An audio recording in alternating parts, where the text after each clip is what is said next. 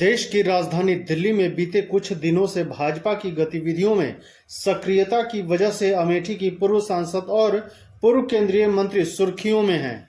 दिल्ली के राजनीतिक कार्यक्रमों में उनकी बढ़ती भागीदारी से अगले साल होने वाले विधानसभा चुनाव से पहले दिल्ली की सियासत में उनकी भूमिका को लेकर पार्टी की स्थानीय इकाई में हलचल तेज हो गई है। दिल्ली में जन्मी और यहीं पर पली बढ़ी स्मृति ईरानी दिल्ली में पार्टी के सदस्यता अभियान से संबंधित कार्यक्रमों में सक्रिय रूप से शामिल होती नजर आ रही हैं। भाजपा नेताओं ने कहा कि उन्हें दिल्ली में 14 जिला इकाइयों में से 7 में सदस्यता अभियान की देखरेख का जिम्मा पूर्व केंद्रीय मंत्री को सौंपा गया है। सूत्रों के मुताबिक यह भी दावा किया गया कि पूर्व केंद्रीय मंत्री स्मृति ईरानी ने दक्षिण दिल्ली में एक घर खरीदा है, जो दिल्ली में पार्टी की गतिविधियों में उनकी आगे की बढ़ती भागीदारी का संकेत देता है। सूत्रों ने बताया कि ये घटनाक्रम ऐसे वक्त में देखने को मिल रहा है जब पार्टी नेताओं का एक वर्ग ऐसे चेहरे को आगे लाने पर जोर दे रहा है जो दिल्ली विधानसभा चुनाव में मुख्यमंत्री अरविंद केजरीवाल के नेतृत्व वाली आम आदमी पार्टी को कड़ी टक्कर दे सके। भाजपा ने 2020 के विधानसभा चुनाव में किसी नेता को मुख्यमंत्री पद का उम्मीदवार घोषित किए बगैर चुनाव लड़ा था।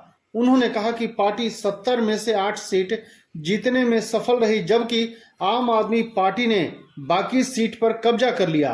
भाजपा की दिल्ली इकाई के एक अन्य वरिष्ठ नेता ने कहा कि अगर आने वाले दिनों में मुख्यमंत्री पद के उम्मीदवार के साथ चुनाव लड़ने का विचार जोर पकड़ता है तो स्वाभाविक रूप से जिम्मेदारी के लिए उपयुक्त नेता को लेकर सवाल खड़ा होगा। उन्होंने कहा, ऐसी स्थिति में पूर्व सांसद स्मृति ईरानी के साथ साथ सांसद मनोज तिवारी और बांसुरी स्वराज, भाजपा की दिल्ली इकाई के अध्यक्ष वीरेंद्र सचदेवा और पश्चिम दिल्ली के पूर्व सांसद प्रवेश वर्मा जैसे अन्य नेता इस भूमिका के लिए संभावित दावेदार हो सकते हैं।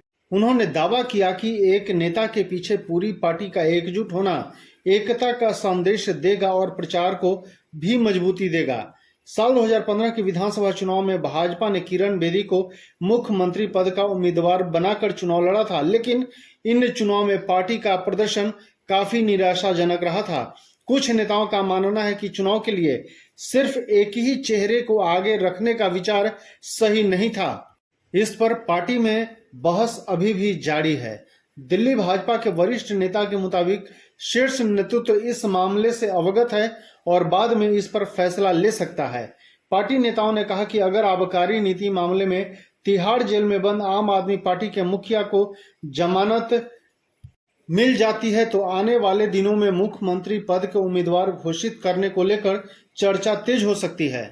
आपको बता दें, दिल्ली के मुख्यमंत्री अरविंद केजरीवाल जब तिहाड़ जेल में बंद थे तब ये सब मामला दिल्ली की सियासत में रेंग रहा था।